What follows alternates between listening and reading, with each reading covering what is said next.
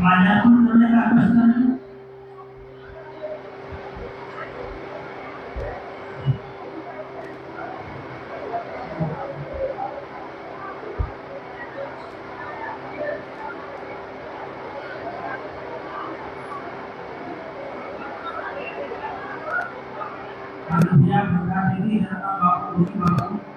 महादेव को शाम देंगे इसके ऊपर माल्यार्पण करते हुए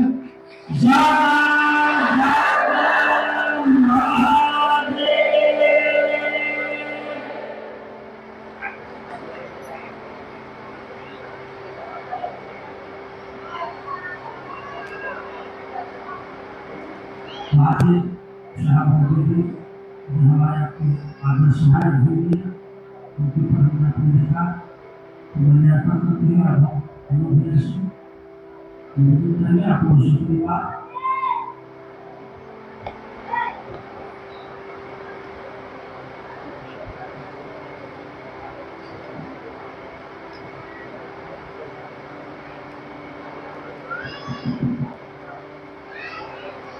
सबसे पहले महागुरु महादेव और राजदेवी तमाम उपस्थित विभाग को मेरा प्रणाम। सिलीगुड़ी के शिवम पैलेस में शिव के शिष्यों की संगोष्ठी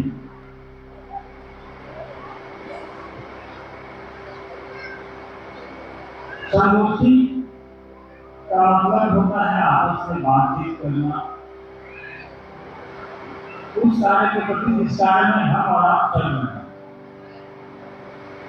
उस पर विचार करना। हमारा आपका यहाँ इकट्ठा होने का उद्देश्य सबको पता है कि साहब का उद्देश्य जो है शिव के गुरु स्वरूप को जनमानस में स्थापित करना है। उसके लिए हम और यहाँ इकट्ठा हुए हैं कि हम लोग आपस में बात करेंगे। हम लोग इतनी दूर से आए हैं चल के आपसे मिलने के लिए, आप लोग यहाँ बैठे हैं।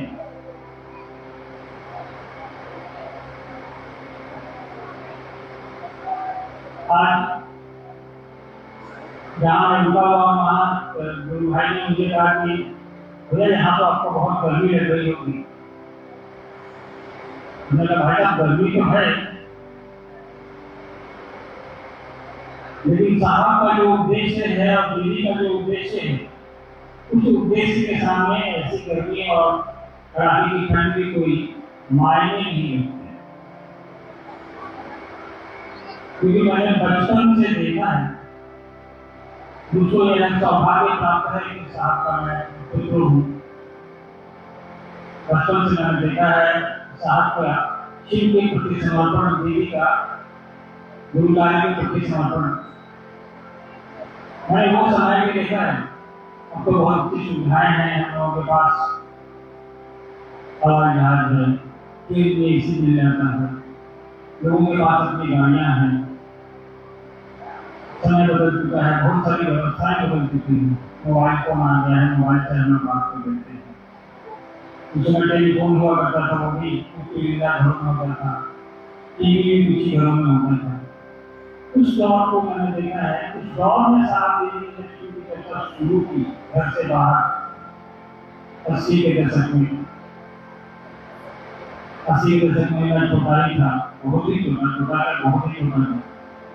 लेकिन मैं देखता था एक अधिकारी होने के बाद भी 10 से 6 वर्ष का कार्यालय का काम करने के बाद उसका पूरा समय शाम के 6 बजे के बाद से सुबह के 9 बजे तक उसमें जितना भी संभव होता था साहब जी अपना समय लोगों को यह समझाने में लगाते थे कि शिव गुरु का काम करते भैया, मान लो समझो इसको। तो कभी आपने और हमने सोचा कि आखिरकार साहब को क्या पड़ी थी या दीदी को क्या पड़ी थी कि उन्होंने एक धुन बिठा ली अपने दिमाग में, अपने मन में एक चीज बिठा ली कि हर आदमी को बताना जरूर है कि महादेव गुरु का भी काम करते हैं। भगवान तो वो हैं, हजारों साल से हैं, हर घर में पूजे जाते हैं, हजारों नाम है उनके, लेकिन किसी ने ये नहीं बताया कि जगत गुरु कहते तो हैं, लेकिन उनके गुरु जरूर से जोड़ने का प्रयास कभी नहीं किया किसी ने। कुछ लोगों ने किया भी पूर्व में, आप किताबें पढ़ेंगे, शिव पुराण में लिखा है 108 या 112 लोग हैं जिन्होंने शिव को अपना गुरु बनाया और अपने पीछे कुछ खास लोगों को ही बताया कि शिव के रूप जरूर से जुड़े। लेकिन उसके बाद की कोई गिनती नहीं है, वो किताबों में ही शिव का गुरु स्वरूप से करके रह गया। साहब ने जो 20-30 साल की शारीरिक गुरुओं के साथ समय बिताया, तब जो भी कर सकते थे, जिस चीज की वो तलाश कर रहे थे, उसका माध्यम जो भी वो अपना सकते थे वो उन्होंने अपनाया। मिला क्या? कुछ नहीं।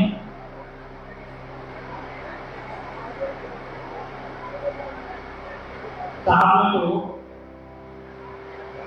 कई साल शमशान में गुजारे, ये सोचते कि हो सकता है यहाँ पर तुम्हें कई वर्ष शारीरिक गुरुओं के सानिध्य में बिताए, हो सकता है इनसे कुछ काम हो जाए, वहां से नहीं हुआ। लेकिन जब सन 74 से लेकर के अनुभूतियां उनको जुड़ी हुई मिली, उनके गुरु संस्कृति गुरु काम कैसे करें, उनसे कैसे जुड़ा जाए, क्या माध्यम होगा कि गुरु स्वरूप से जुड़ के हम ज्ञान ले सकें। अगर अनुभूतियां उनको प्राप्त हुई, उन अनुभूतियों को उन्होंने 3 सूत्र में पिरो दिया। उनकी 30, 35, 40 साल की मेहनत हमको आपको 3 सूत्र के रूप में मिल गई। उन्होंने जब लोगों को जोड़ा, लोगों को समझाया, लोगों को बताया, ताकि महादेव हमारे गुरु हैं, गुरु का काम करते हैं, तुम आप एक बार अपना के देखो, तुम करके भी देखो। साहब हमेशा कहते थे, put to test and judge by yourself। अरे पहले आप बटन दबा के देखिए कि बल्ब में ताकत है कि नहीं है, जलता है कि नहीं। आपने बटन दबाया ही नहीं है और सोच रहे हैं कि बल्ब रोशनी नहीं करता हो, यही शुरू होगा, तो हमें बटन दबाना। साहब ने कहा दबाई कुछ दबाने के लिए 3 तरीके समझा दिए, इसको करिए। क्योंकि दूसरे रूप से जब जुड़ेंगे तो आप में जो अनुभूतियां होंगी, आपके जो परिवर्तन आएगा, वो आपको वही आपकी अनुभूति, वही लोगों को बताना, लोगों को उससे जोड़ना। साहब ने कहा कि ये कल्याण का काम है, हम अपना कल्याण तो कर ही रहे हैं अपने आप को शिव के रूप से जोड़कर, दूसरे को बताकर हम उसका भी कल्याण कर रहे हैं।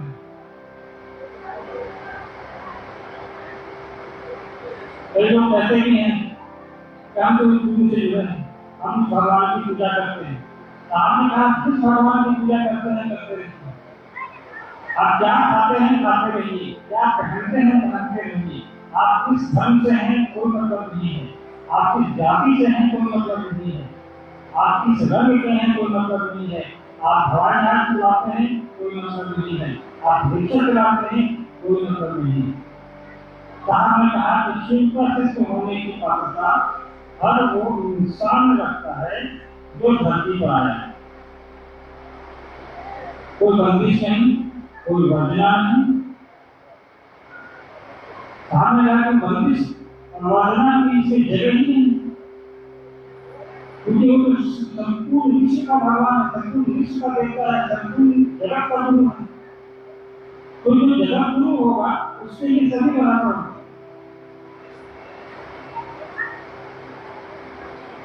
जो महादेव है, हर चीज उसमें नहीं है, कुछ भी नहीं है ऐसा जगत का तो उनसे न निकली, तो वो कैसे हम अपने आप में फर्क कर सकता है। वो नहीं कर सकता। हम और आप भी न करें, इसका ज्ञान कौन देता है? इसका ज्ञान गुरु दे। तो पहले गुरु बनाओ। भगवान के रूप में तो हजारों साल से हम पूज ही रहे हैं, प्राप्त भी कर रहे हैं परिणाम। भगवान के रूप में हमने उनसे गाड़ियां मांगी, घर मांगा, ऐश्वर्य मांगा, पैसे मांगे, अपनी मनोकामनाएं मांगी।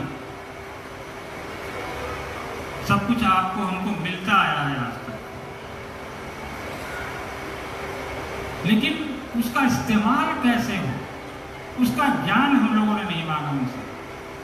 ठीक उसी तरह कि हम आपसे कहें कि हमको एक हवाई जहाज दीजिए यहाँ से रांची जाने के लिए, आप दे भी देंगे कि अन्नू भैया मांग भी रहे, दे दो इनको जहाज, लेकिन उसको उड़ाने का ज्ञान तो आपने मुझे सिखाया ही नहीं। तो वो आवश्यक है, सबसे जरूरी। ज्ञान के अभाव में सांसारिक चीजों का उपयोग जो है वो घातक हो जाता है, इसीलिए गुरु की जरूरत पड़ती है। साहब ने कहा जब गुरु की आवश्यकता है तो जो सबसे बढ़िया है उससे जुड़ जाओ। न पैसे लगने हैं, न दीक्षा लेनी है, न दीक्षा देनी है, कुछ लगता नहीं है। 24 घंटे में 3 काम बताया साहब ने, कर लीजिए उसको। साहब ने एक माध्यम दे दिया, कहा कि इसको करो। उन्होंने कहा कि इंसान को मत पकड़ो। साहब ने कहा मैं माध्यम जरूर हूं, लेकिन मैं रास्ता दिखा रहा हूं, मैं सीढ़ी बता रहा हूं कि सीढ़ी में चढ़ के वहां तक तुम पहुंच जाओ।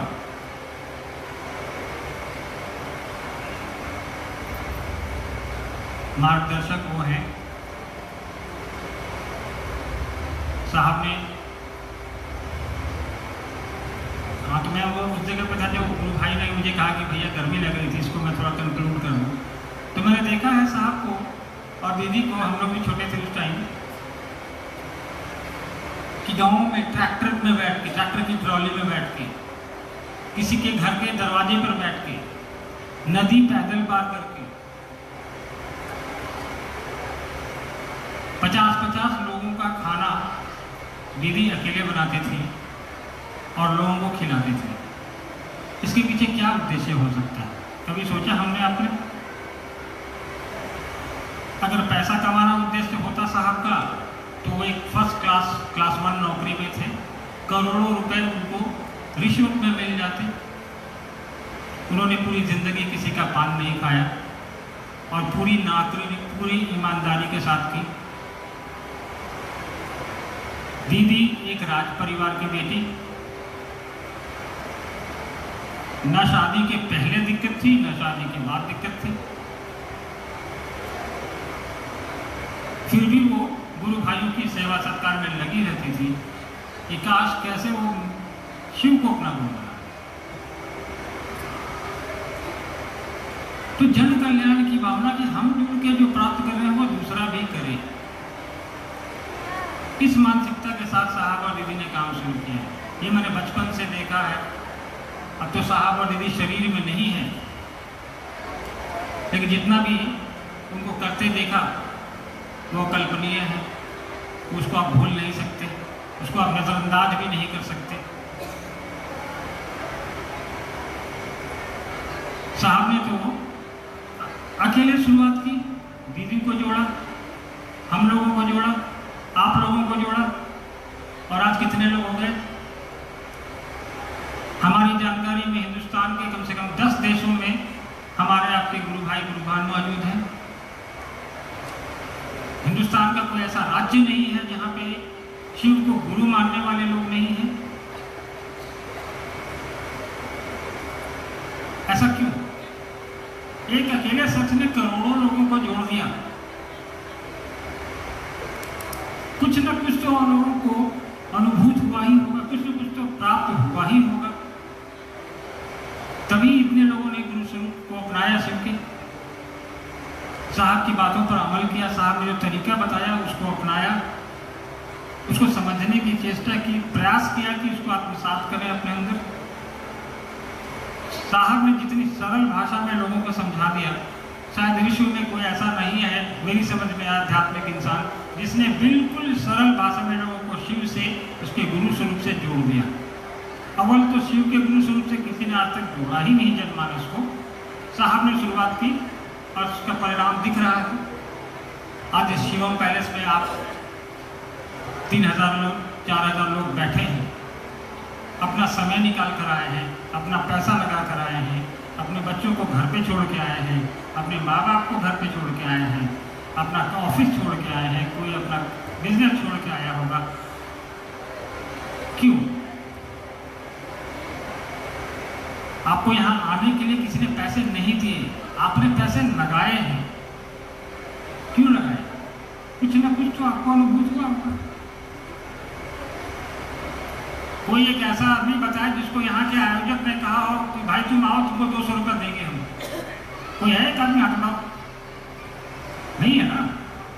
सारे लोगों ने अपनी जेब के पैसे लगाए यहाँ तक पहुँचने के लिए, इस व्यवस्था को बनाने के लिए कि मिलेंगे, अनु भाइयों से बात करेंगे, अनु भैया आ रहे हैं, बरका दीदी आ रही है, ये माइक लगा है, ये लाइट लगी है, ये टेंट लगा है, आप आए होंगे, आपका भाड़ा लगा होगा। भी बताता है कि शिव के गुरु स्वरूप से आपका और हमारा जुड़ाव है और जुड़ के हम और कुछ न कुछ प्राप्त कर रहे हैं, कुछ न कुछ हमको आपको मिल रहा है। ये तो दुनिया इतनी स्वार्थी है कि बिना मिले कोई नहीं जाता। आपने शिव को अपना गुरु बनाया है, ये आप में बदलाव आ रहा है तभी आप यहाँ तक पहुंचे हैं। ये कोई राजनीतिक रैली नहीं थी, या यहाँ कोई हेमा मालिनी तो आई नहीं है।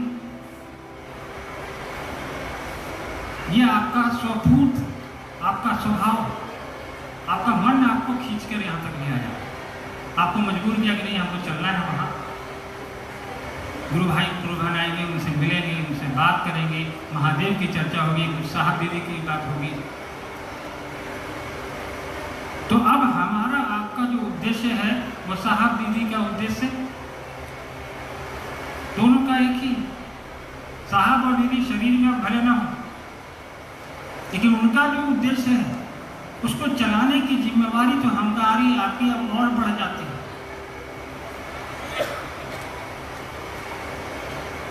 और अब हमको और आपको ज़्यादा सतर्कता के साथ गुरु कार्य में आगे बढ़ना है, शिव के कार्य में आगे बढ़ना है, ताकि लोगों के मन में एक आप उदाहरण पेश कर सकें, एक अपनी छाप छोड़ सकें कि देखो वो शिव के शिष्य हैं, उनका आचरण देखो, उनसे सीखो। कई चर्चाओं में साहब ने पहले भी कहा है, कहते आप सुनेंगे यूट्यूब वगैरह पे भी कई लोगों ने डाल के रखा है कि शिव शिष्यों का आचरण ऐसा होना चाहिए कि पूरी की पूरी टोली शिव शिष्यों की रेला इनका अगर किसी गांव से गुजर जाए और वो ना चाहता हो इस गांव में किसी को खबर हो तो खबर भी न लगे। हमारे आपके आचरण से दूसरे लोग प्रभावित हों, तभी वो आपके गुरु से जुड़ने का प्रयास करेंगे और आपकी बात सुनेंगे और समझेंगे। कोई भी व्यक्ति जो गलत आचरण करता है, मेरे जैसा आपके जैसा धरती के इंसान है, तो गलतियां होंगी, हर किसी से होती हैं। सुधार परिलक्षित अगर उसमें हो रहा है ये बहुत उत्तम बात है, लेकिन सुधार परिलक्षित होने से काम नहीं चलेगा। सुधार हम लोगों को आपस में अपने में करना ही पड़ेगा, वो आचरण लाना ही पड़ेगा। वो आचरण कैसे आएगा? लोग कहते हैं गुरु सिखाएंगे, ये बात सही है, गुरु सिखाएंगे, गुरु कराएंगे, ये भी बात सही है, गुरु कराएंगे। सब काम तो वही कराते हैं।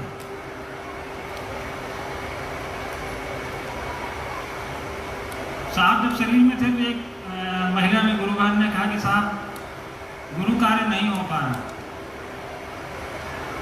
साहब ने पूछा तुम खाना खा ले रही हो? तो जी भैया। बाजार जाती हो रोज? तो जी भैया।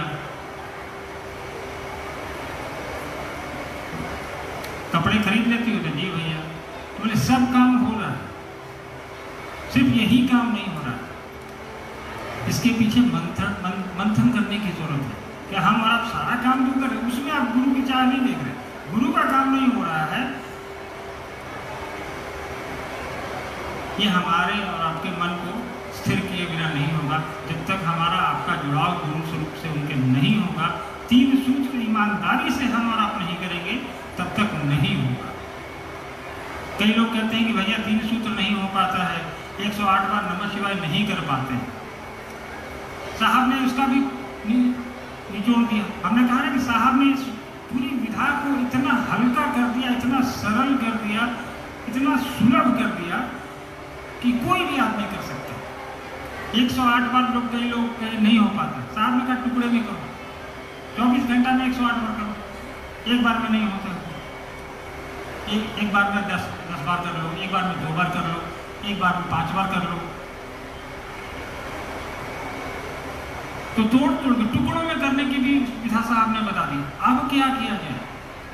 इतना भी हम और आप कर लें तो हमारे और आपके दिमाग में, मन में यह बैठेगा, और ये जो बैठेगा तो इसका असर हमारे आपके और आपके, जब हमारे अंदर बैठेगा, हमारे अंदर परिवर्तन आएगा तो लोगों को दिखाई देगा कि देखो ये शिव का शिष्य बना है, इसके अंदर परिवर्तन परिलक्षित हो रहा है, दिख रहा है।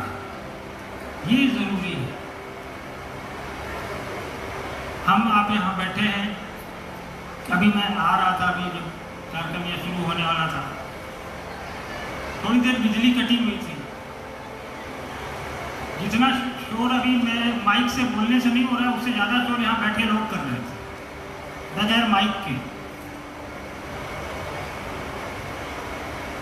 गाड़ी अंदर आई, गाड़ी के पीछे 500 लोग दौड़ रहे थे। क्यों दौड़ रहे थे? अरे गिर जाएंगे, चोट लग जाएगी, किसी की टांग टूट जाएगी, किसी का सर फट जाएगा, किसकी बदनामी होगी? अर्चित आनंद की नहीं होगी, बरखा जी की भी नहीं होगी, न यहाँ के आयोजक की होगी, किसकी होगी? लोग कहेगा शिव चर्चा में गए तो टांग तोड़वा के आ गया, और क्या होगा? किसी का सर फट गया, गया था शिव चर्चा में, सर फट गया। हम आप लोगों से अनुरोध करेंगे कि अपना, हमारा आपका आचरण भी वैसा ही होना चाहिए जैसा हमारे गुरु का हो।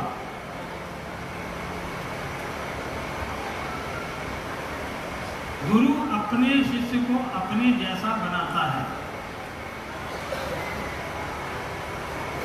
ऐसा ही होता है ना।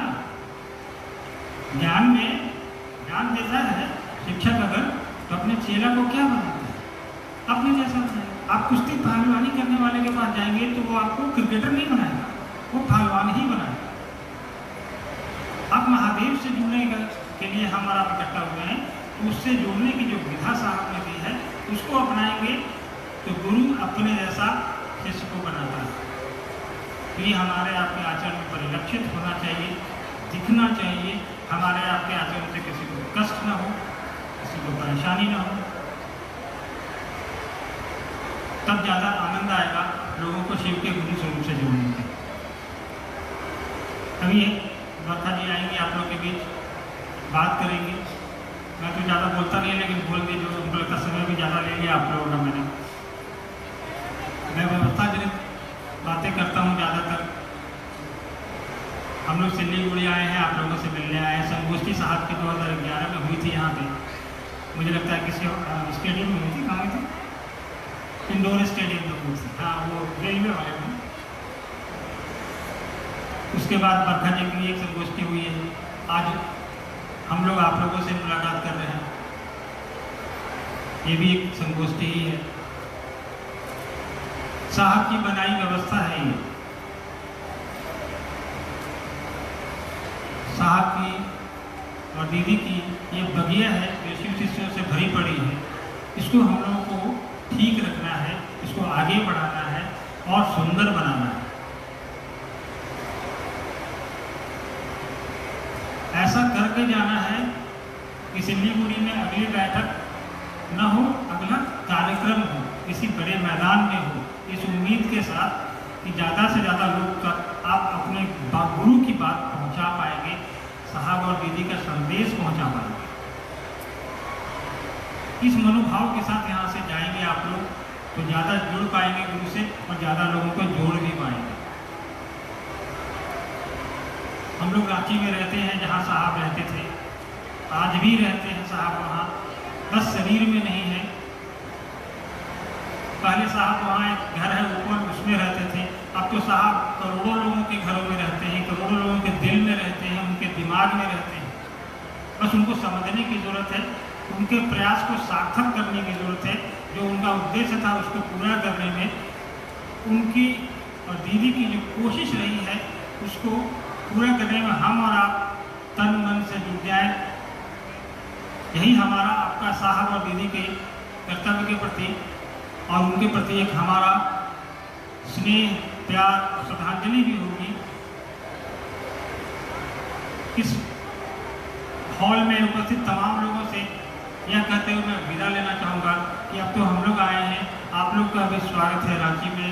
जब इच्छा हो रांची आइए, साहब की व्यवस्था वहाँ है, वहाँ आप लोग आ सकते हैं, मिल सकते हैं, साहब का घर देख सकते हैं।